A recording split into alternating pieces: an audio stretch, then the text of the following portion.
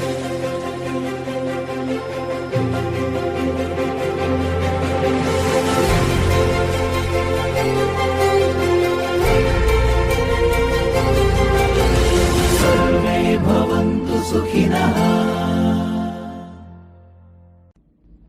and welcome to AYU-Well.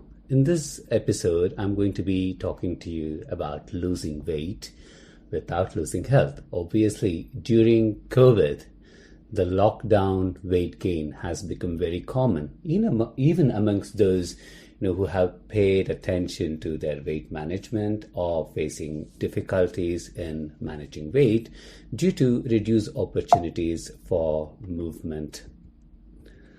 What are the factors which influences weight? Of course, there are many factors. It's not just our diet and our exercise, age, genetics, physiological stress, psychological stress, poor quality of rest, and impaired metabolism, lack of exercise or wrong type of exercising, foods eaten, food combinations, times of eating, our fluid intake, whether it's water, coffee, tea, alcohol, other drinks, and of course, the amount of antioxidants that we are getting through our food or through supplementation.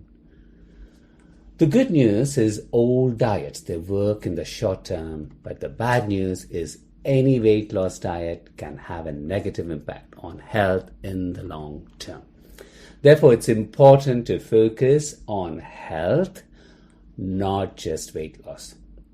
There are many weight loss diets, like 5-2 diet was very popular. Now it is intermittent fasting, which is 16-8 or 18-6, low carb, high protein diets, calorie based diets, intermittent fasting diets. There are many, but the points to consider when you are on a high protein and low carb diet, which has become the most common form of diet that I see amongst people, particularly also in my practice amongst my patients. The advantage of high protein and low carb diets, particularly because it's low carb, is faster weight loss. But it's very difficult to follow. And also high proteins can result in increasing your inflammation or inflammatory markers. There can be systemic acidity, and once systemic acidity sets in, it becomes very difficult to bring the system to an alkaline environment. And if you're not taking the right supplements, then there can be risk for osteoporosis because there isn't enough opportunity for bone mineralization. And if you don't do high protein, low carb diets properly, there's risk of renal failure and risk of thyroid disruption because our thyroids do respond to carbohydrates. And if there's no job given to thyroid to process carbohydrates, then they do become underactive. And importantly, with high protein, low carb diets, there can be constipation because there's not enough fiber. And constipation, once it becomes a pattern, it's going to upset the digestive health, and gut health, when is dysregulated, can become the basis or cause for many other chronic dysfunctions. While if you are considering, calorie counting diets, which are basically calorie deficit diets, the stress of measuring food intake, you have to calculate every food. Then there can be nutritional gaps and it can set cravings. And it's not sustainable in the long run that you are going to be measuring your calories all the time. There's risk of muscle loss, and you can put on weight very soon after you have stopped following a caloric restricted diet. Okay, so there are disadvantages with all kinds of weight loss diets. What are the points to consider when it comes to intermittent fasting?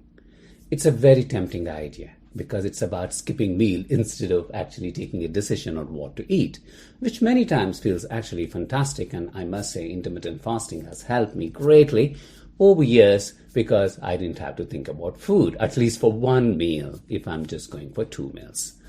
But it can again result in nutritional imbalances, but danger of low caloric intake on fasting days and Also, there's long-term risk, which are still not known.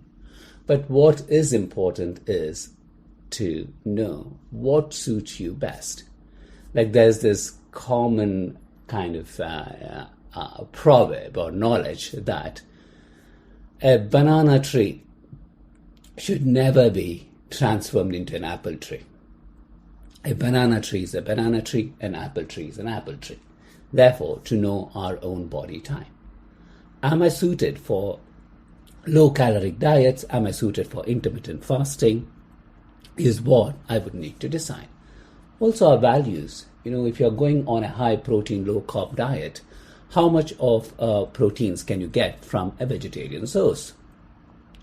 Of course, you can get good vegetarian sources of proteins, but is it enough if you're doing a weight loss diet? So, if you're somebody who actually can go on animal protein intake, then a high protein, low carb diet sounds much more manageable than if you're vegan or vegetarian. So therefore, we need to consider our own value systems about our food with our metabolic type. And once we are able to integrate our values with our metabolic type, then we are on a good solid foundation to decide what kind of weight loss program that would suit me best. To understand our metabolic type becomes important, as if we don't change our environment, our metabolism, which contributes towards our weight loss, by having any kinds of food which works for someone else may not work for you. And from an initial assessment of what you want to look at is whether, as an adult, if you have a tendency for apple-shaped adiposity or pear-shaped adiposity.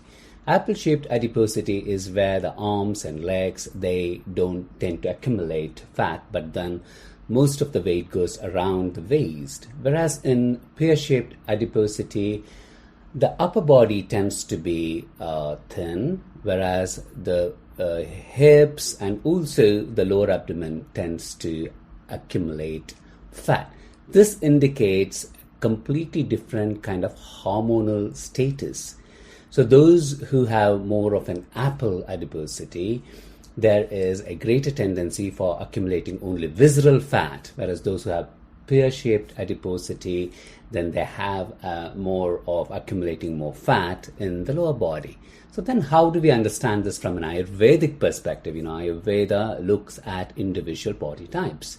So if you want to understand your metabolic type from Ayurveda, if you are a Vata metabolic type, then you will have noticed that from time to time you will have food intolerances.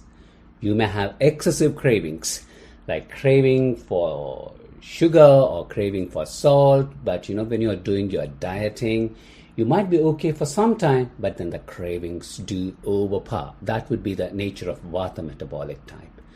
And also you may gain fat unevenly, like mostly around the waist, but not so much in other areas.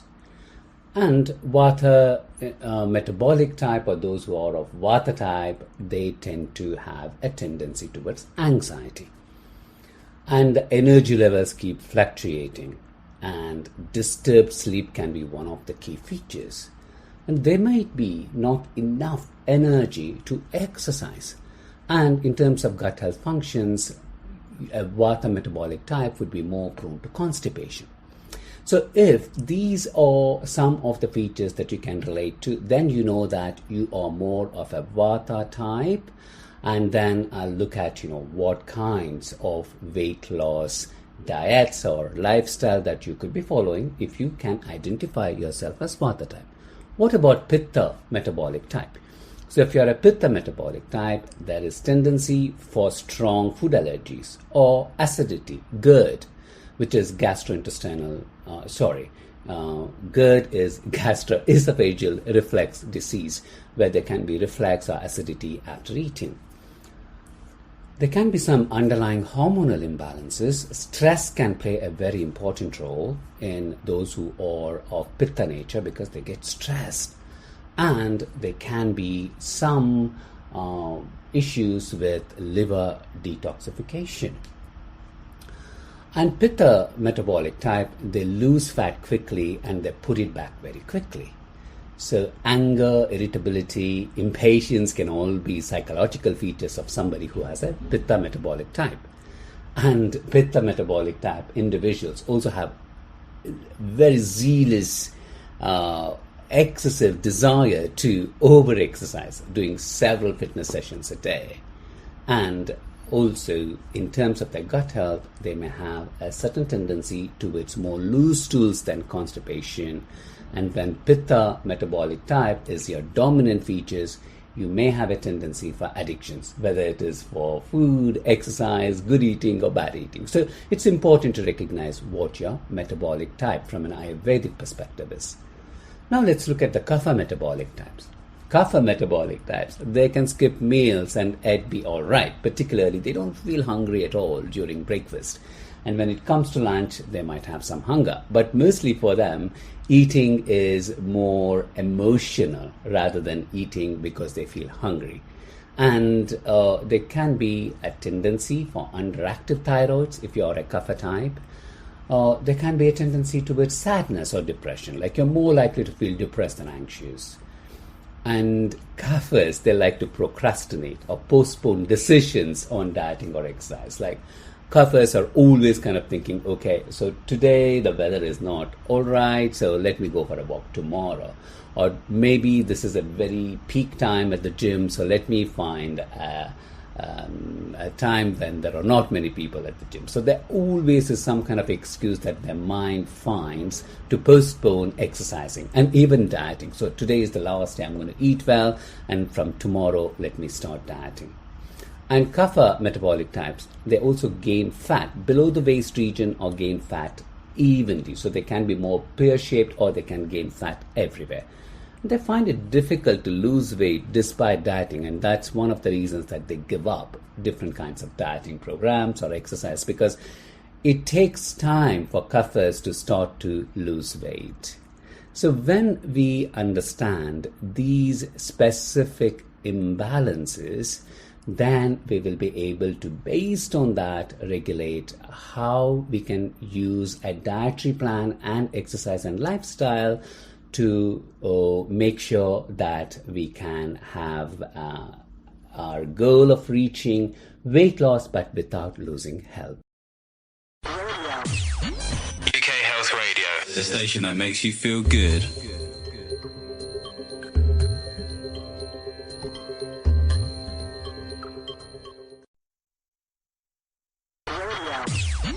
UK Health Radio, the station that makes you feel good.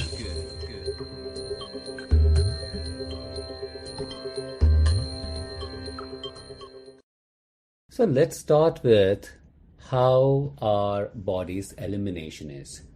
Because body's elimination process is the most truthful way of how your body is telling you whether you're absorbing what you are eating as nutrients or not. Daily bowel movements, even if we think it's not such a great topic to talk about, is very important to consider. So I would say the best thing if you are starting on a weight loss program is to check if you're eliminating on an everyday basis properly. So print Bristol stool chart, Bristol, Bristol as in the city, Bristol stool chart. And there are 7 different levels, or 7 different types, I would say, not levels. And if your stools resemble type 1, 2, and 3, which are like separated, hard lumps and sausage-like but lumpy, and they look like a sausage but there are cracks, then that means that there is not enough hydration. Your colon is dehydrated and the stools are not well formed. You're more likely to be constipated. And this certainly is an indication that there will be buildup of other problems if you are having constipation. That's when you really need to take a diet which helps in weight loss that emphasizes on high fiber content. Of course, all weight loss diets do emphasize drinking lots of water. That doesn't mean that it results in proper formation of stool. So you do need to increase your fiber. Because it's a fiber on which the bacteria, they chew on and then they produce good gut microbial flora. And if there is not sufficient fiber, your gut microbial flora is going to be disturbed, which means that no matter what kind of diet you do, you are not going to be able to lose weight efficiently. So then what's the ideal type on Bristol stool chart is type 4, which looks like a sausage or like a banana, which is smooth and soft, which indicates that the stools are well formed, there's sufficient water in it, and there is no diarrhea or constipation. This has to be the ideal stool formation when you are healthy and when you are any particular diet that is suiting you. In case this changes drastically, that means probably that diet is not most suited for you, even if you are starting to lose weight, because over the long period of time, that is going to affect your gut health.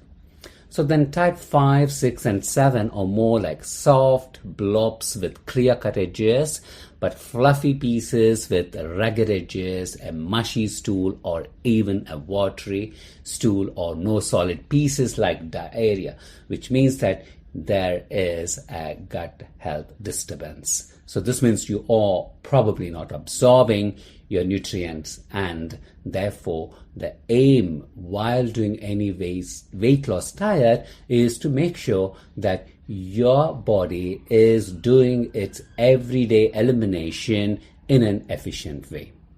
Because ultimately, if you are looking at maintaining good weight over a long period of time, I can tell from my experience that when I was very thin, I wanted to gain weight. So I, instead of actually taking on a healthy diet, I was eating weight promoting foods like, more carbohydrates, more fats, and didn't do it right. And of course, I gained weight, but then I mostly gained fat. But it's when I started to look at a balanced diet with proper carbohydrates, proteins, and fats, and good exercise, good sleep, and stress management that the body started to take a nice shape. And also I was able to maintain good health, good energy, good sleep. And these are all very important. But when I went on a high protein, low carb diet at some stage in my life, while there was a drastic shift in my fat loss, particularly around the viscera, other tissues started to suffer. Hair started to become brittle, dry, there was hair loss, and the skin started to lose its collagen. And overall, while I achieved the goal weight loss, I wasn't looking healthy. But you see that when we go on a diet, we are so convinced about it that even if others are telling us, actually, you're not looking that great, you have lost that glow, we still kind of think that, oh no, that can't be true because I'm achieving my weight loss, so I must carry on with it. But then what happened was that I noticed my body became more acidic.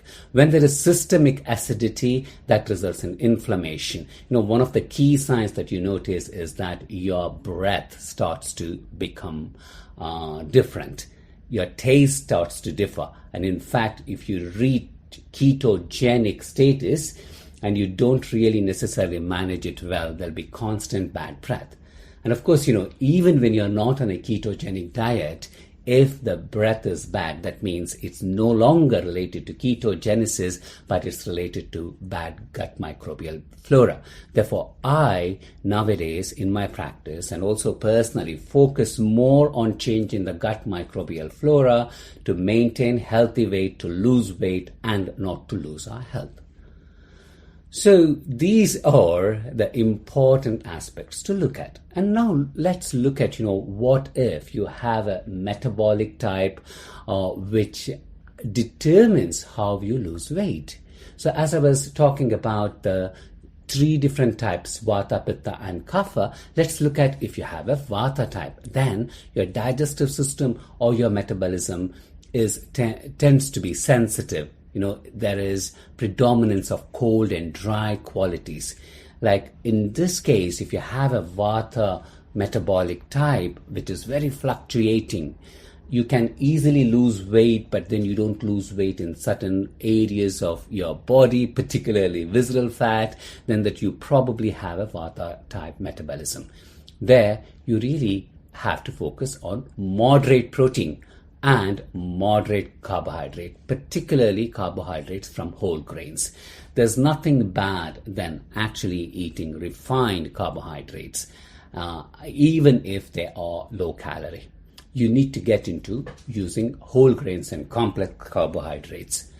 Good fats, monounsaturated and polyunsaturated fats, like lots of seeds. Seeds are really excellent. And also plant oils like olive oil, macadamia oil, sesame oil. These are the various kinds of oils that you would need to incorporate. And also nuts, but not in excess. You need to avoid certain nuts like cashews, which are high in carbohydrates, and also peanuts, which are very inflammatory. I know for a fact that I have a Vata type metabolism, and then when I'm given the permission to eat nuts, I will eat a lot of nuts because it has the domino effect, particularly peanuts. If you have a certain craving for salty taste, then you go for this salted peanuts, which actually is not that great. Even if nutritionally it may come within your caloric count for the day. So important to choose the types of fats. And also reduce fruit intake. Yes, fruits are very good. They give you the vitamins and they have the antioxidants. But the problem is when you have too many fruits or a certain amounts of high sugary fruits when you're trying to lose weight, that changes your hormonal functions. That kind of starts to stimulate insulin production, and then there'll be glucose imbalance that results in slowing down weight loss. Of course, once you have reached your weight loss goal, it is important to come back to having fruits. But even when you are on a weight loss diet, if you're of a Vata type, you're doing fruits, go for low sugar fruits with high antioxidant such as blueberries, raspberries, strawberries, whatever is in the season or whatever is available, rather than high sugary fruits like bananas or mangoes or other really sweet fruits. As I said, increase the fiber from vegetables, not just kind of taking 2 tablespoons of psyllium husk with water, and it can sometimes cause bloating because, you're all of a sudden increasing the amount of fiber with psyllium husk. It may be necessary for you if you have constipation. It may become useful if you add a little bit of psyllium husk to your smoothies or to your drink, but you must get most of your fiber from your vegetables, like green leafy vegetables or gourds, like different kinds of gourds. Explore the world of fibrous rich vegetables. That can greatly help. And it also gives you that kind of sense of satiation because they are filling. Reduce dairy. It's so easy to crank up so many calories using even small amounts of dairy, and we know that dairy can be quite tricky because of the antibiotics that are fed, the hormones, and the whole industry of dairy making is a minefield. So unless you know the source of your dairy, it's of pure quality, just don't tend to do any dairy, and be very careful with dairy, because dairy and gluten are the 2 culprits which can affect our metabolism and slow down our metabolism. Obviously, reduce wheat and gluten, or if possible, remove wheat and gluten for a certain amount of time. Even if you're not gluten intolerant, this will help in keeping your gut clean and helps in reducing inflammation, and your weight loss efforts will become a lot more efficient. And finally, I would say avoid root vegetables, because it's such a temptation when we say vegetables to go for root vegetables, but it's important not to have too many root vegetables, as that can also slow down our metabolism. If you have a sharp, hot metabolic type, which is the Pitta type, as I just kind of described what Pitta type could look like, then you would have to focus on having moderate protein, much like Vata type, and also moderate carbohydrates, much like Vata type. Again, pay attention to whole grains. And much like Vata types, you also need good fats, monosaturated, polyunsaturated fats from seeds and nuts, and increase fiber from vegetables, reduce dairy, reduce wheat and gluten, and it is very much like the Vata type, but what you can do as a Pitta metabolic type is, because your digestive system will be stronger, your appetite will be good, and if you are not eating the wrong types of food, your digestion and absorption will be better. As a Pitta type, you can also incorporate more raw vegetables. For instance, a good way to aim at weight loss if you are a Pitta metabolic type is to start your day, or not start the day, your first meal of the day can be a green smoothie. And again, make sure that, smoothies at one time became so popular that there were all different recipes of smoothies. And as you know, if you're not used to vegetable smoothies, to mask the kind of vegetable taste in smoothies, you are often encouraged to add different kinds of fruits. But I would encourage you to have vegetable juices and not fruit juices or fruits in your smoothie, as that would actually undo the good that you will be doing when you are trying to achieve weight loss by doing smoothies. UK Health Radio, the station that makes you feel good.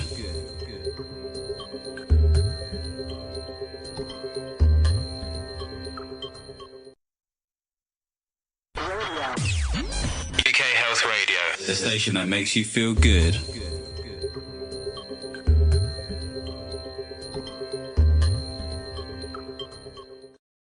So there is a very important role that these smoothies and fibers, vegetable juices can play in changing your gut microbiome. However, you must make sure that you are not a Vata type with a cold digestive system where you could react badly to smoothies, to fibers, particularly if they are from raw vegetables. Therefore, I would encourage, if you are a Vata type, to have more cooked vegetables. If you are a Pitta type, do incorporate smoothies. And what about the third type which I discussed, which is the Kapha type, those who have a heavy, cold, damp kind of digestion? So here, what is important is really to go for high protein foods, because their digestive capacity is not that great. Appetite is not that great. Usually you can recognize this if you do not feel hungry in the morning up to a certain time, almost like it is 12 noon, you still are not hungry. But 1 o'clock, you might feel a bit hungry. By 3 o'clock, you might actually start to have some cravings. That's usually the Kapha type. And slow metabolism. And if your capacity to eat becomes a little bit greater towards the second half of the day or towards the evening, you have cravings, but you don't have any hunger during morning time, you could be that Kapha metabolic type. And there, you do want to increase your protein, and always start your meal by having a bite of protein, as this will encourage your digestion and also will help in better glucose metabolism due to different kind of transit of food through the gastrointestinal tract. Importantly, if you are a Kapha type, then you would want to focus on low carbohydrates. And when you are choosing low carbohydrates, also go for really whole grains. And even if you're using whole grains, they tend to be a little bit high in carbohydrates. So try and get most of your carbohydrates from vegetables, as in non-root vegetables, green leafy vegetables.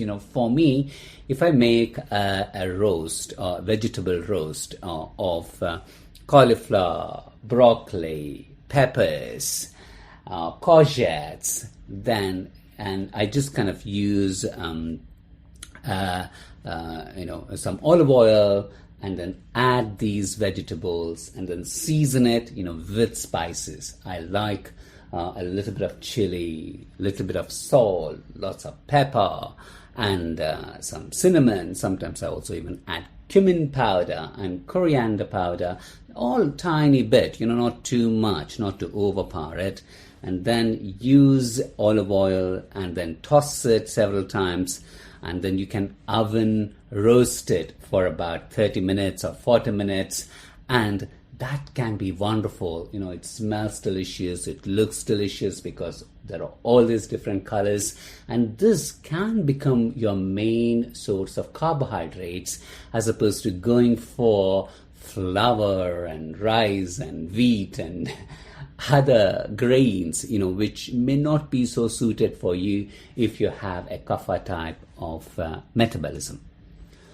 Good fats is important. Often, those who have a kapha type metabolism, they don't tend to lose weight easily.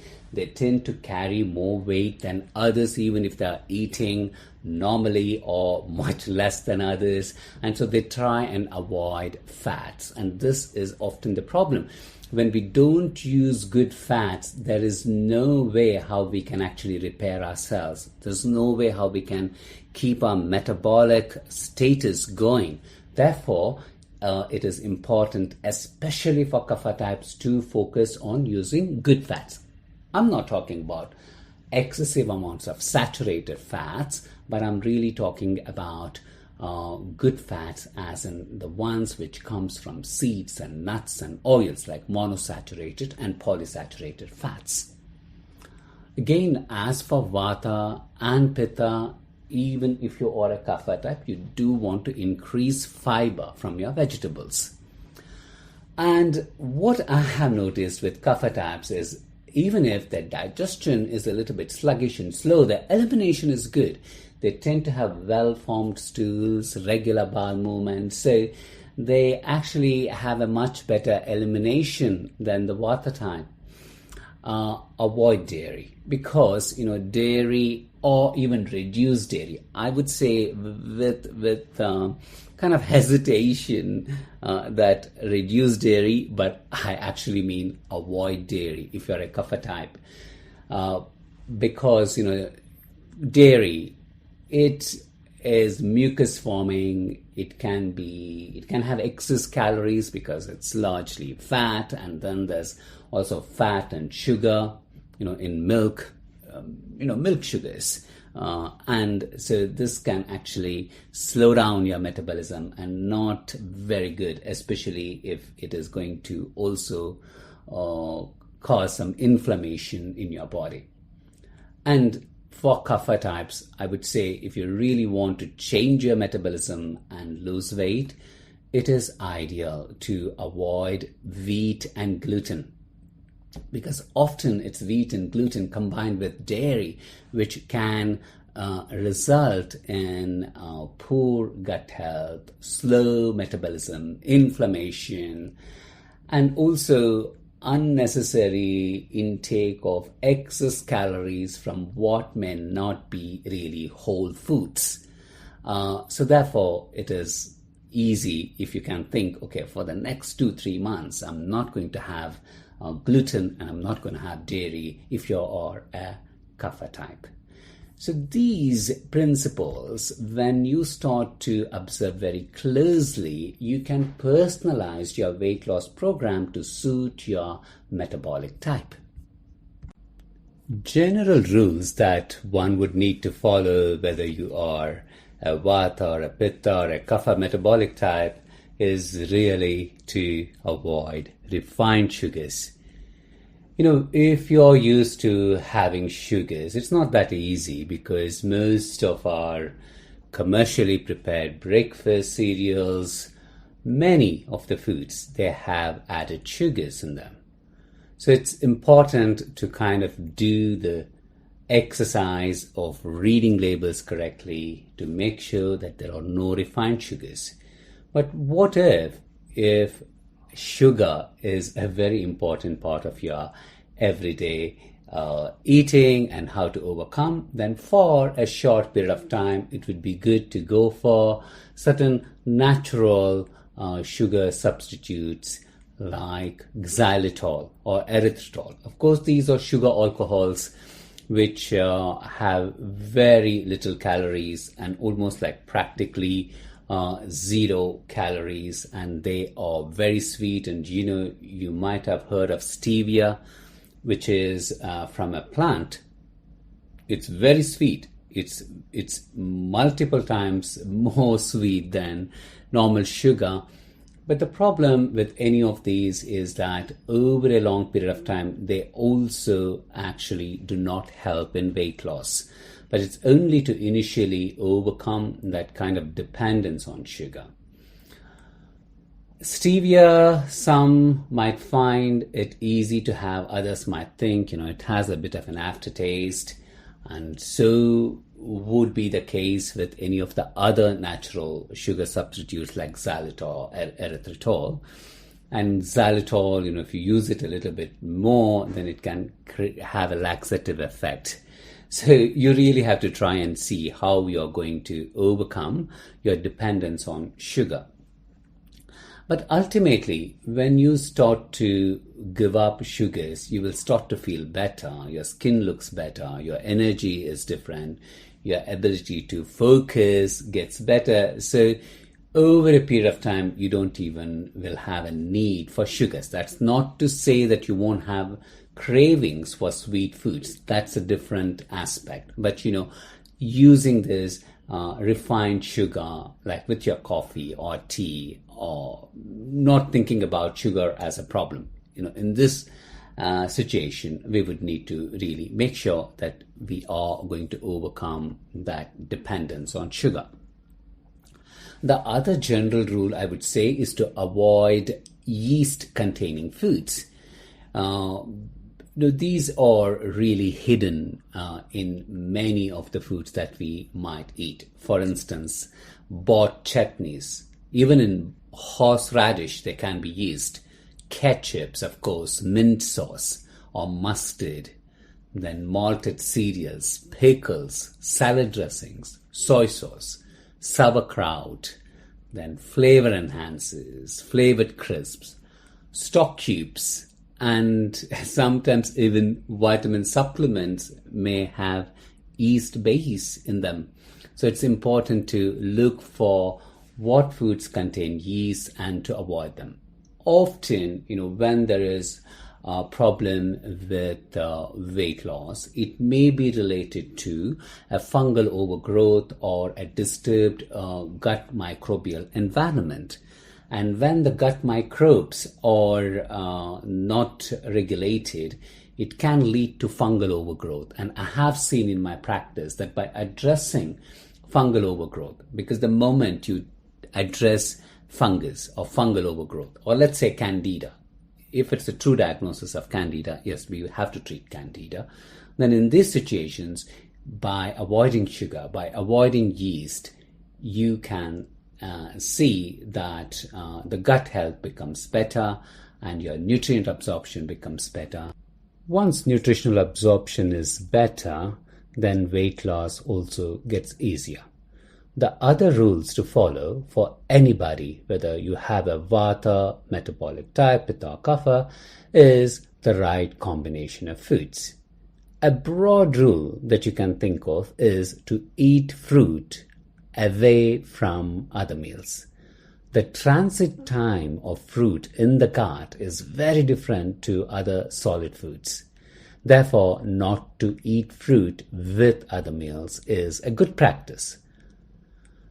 And to combine proteins with fiber, starches with fiber, but not to combine extreme proteins with extreme starches.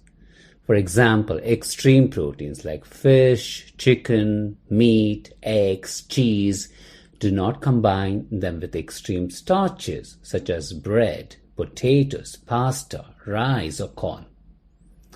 On the other hand, if you combine extreme proteins such as fish, chicken, meat, eggs, cheese with fiber, like vegetables or mainly non-starchy vegetables, not root vegetables, and also if you can combine chicken, fish with beans, pulses, peas, legumes, seeds, and nuts, that's a good combination. You're also allowed to combine beans, pulses, peas, legumes, seeds, nuts, and non-starchy root vegetables with starches as well, like bread, potatoes, pasta, rice, or corn. So if you follow some of these very simple principles of food combination, that also will help in better digestion and absorption of food and leads to weight loss as well. Water. As we all know, hydration is very important, and drinking as an adult up to 2.5 liters to 3 liters of water becomes essential. Many do follow this because we have this now beautiful water bottles that we can fill water with and then keep sipping water throughout the day. However, an Ayurvedic tip or an Ayurvedic recommendation, I would say, in order to improve your digestion and also to lose weight, is to get into the practice of drinking warm water.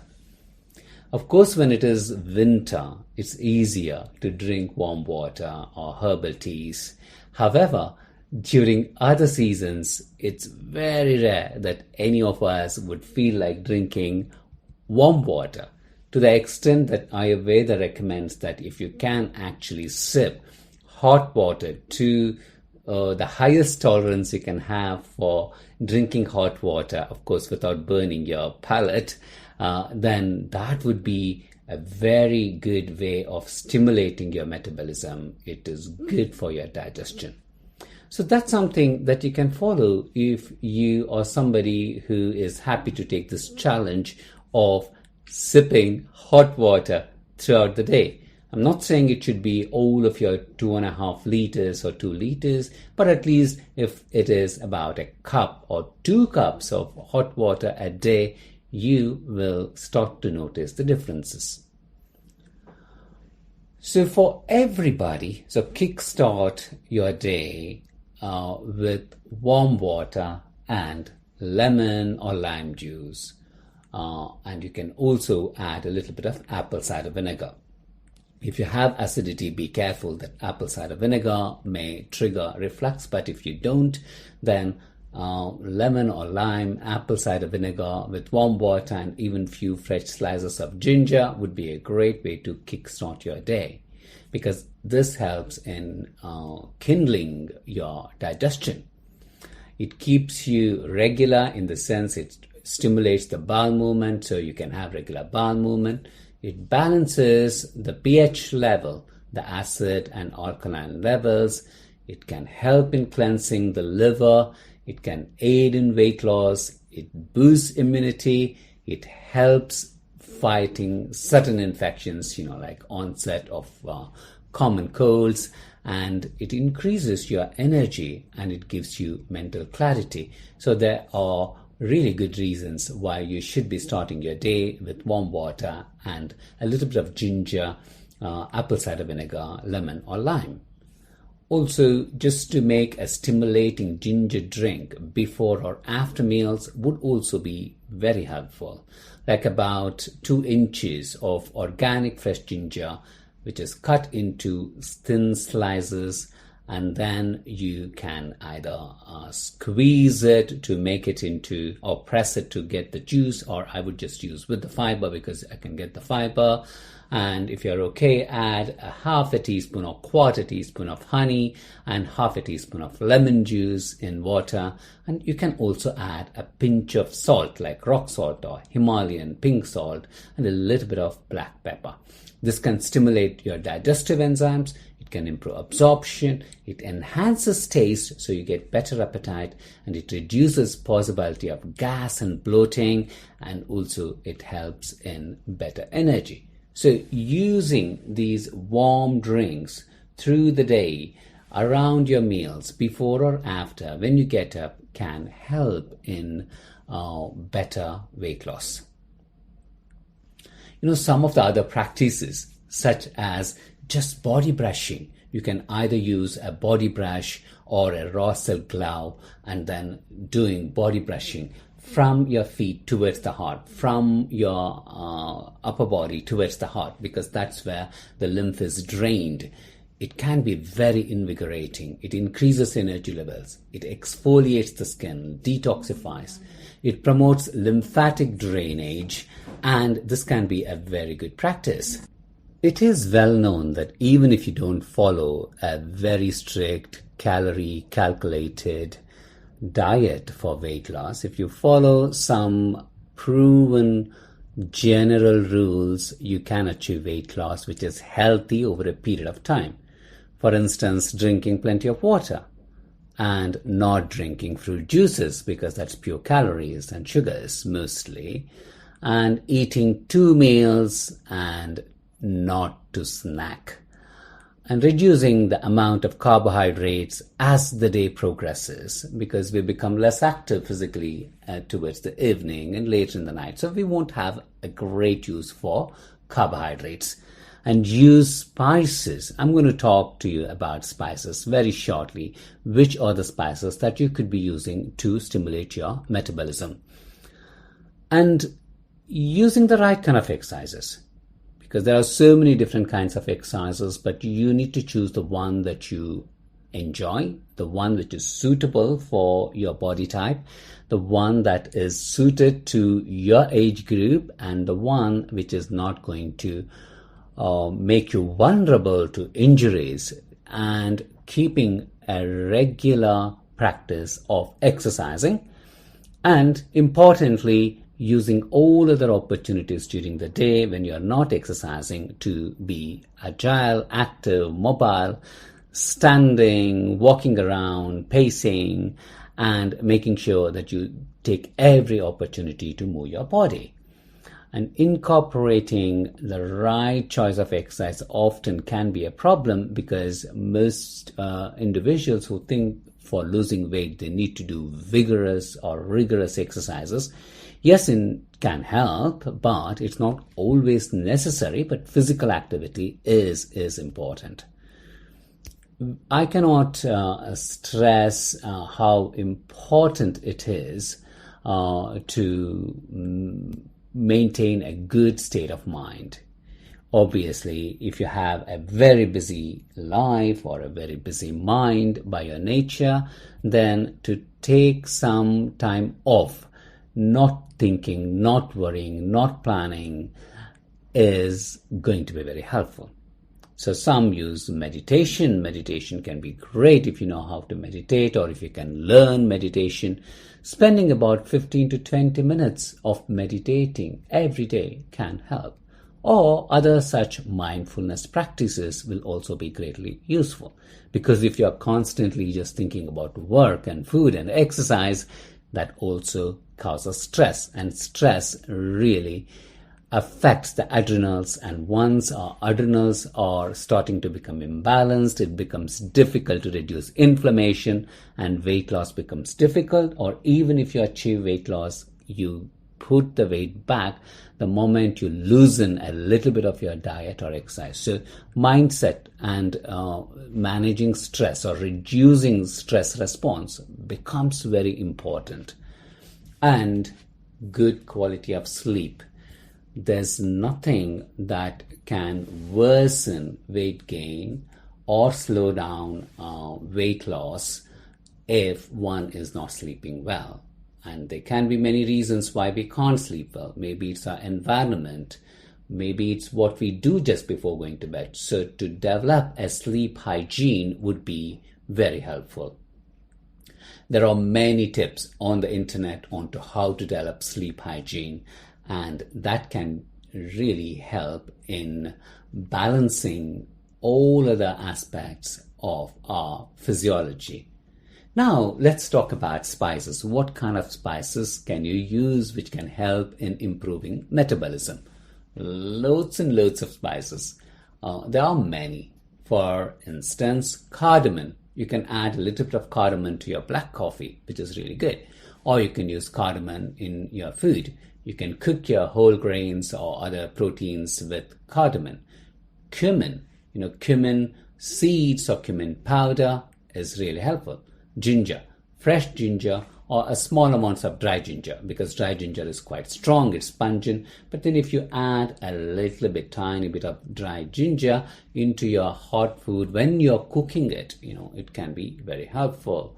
And of course, rock salt, a good quality rock salt or Himalayan rock salt, which has so many minerals, becomes very helpful in supporting your metabolism. Also using cloves, basil, and cilantro, fennel, and if you are brave, then you can also use asafoetida, which is called hing, which is a resin from a plant which has a very strong odor, but when you actually put a tiny bit in oil or ghee, in hot oil or ghee actually, then it unfolds this a wonderful flavor, and this you can have it with your savory food, and this resin can help improving your metabolism. So hing or asafoetida. Coriander is good. Coriander, fresh coriander, which has so much of chlorophyll, and then also dry coriander, like dry coriander seeds. If you crush it, make a tea, that can be very helpful in helping your kidneys, in detoxification, supporting with your liver, and also such other herbs like fennel is very, very useful. And of course, many of us know about the benefits of turmeric, because turmeric is an anti-inflammatory. But I would say that you really want to not just take a turmeric capsule, which I suggest you do when necessary. I do recommend turmeric capsules for most of my patients, and I take it myself. But that doesn't mean that I'm going to stop using turmeric in my cooking. So every time you're cooking vegetables or pulses or meat or even to your scrambled eggs, you can add a little bit of turmeric. And turmeric can be a very good spice to use if you want to support your metabolism. And black pepper, cayenne pepper, paprika, in small quantities, they're all very helpful. Mustard seed, not mustard as in the sauce, mustard seed is very good.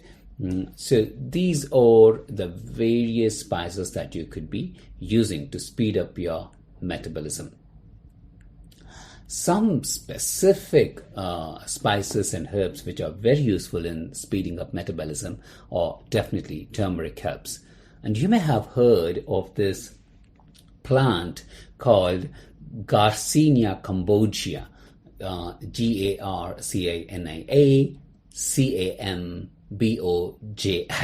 I'm spelling it out because that's the botanical name, which in Sanskrit Ayurveda is called Vrikshamla. And this became very popular at one stage because how it helps in speeding up metabolism, also regulating glucose metabolism, and if you have a health practitioner who can recommend Garcinia cambogia, you could be using that. So use spices and herbs and food and a good lifestyle, and by using some very simple everyday principles of healthy living, you could be achieving your goal weight without losing your health. So do stay tuned to AYU-Well, and I'll be looking forward to talking to you again next week on UK Health Radio. Thank you.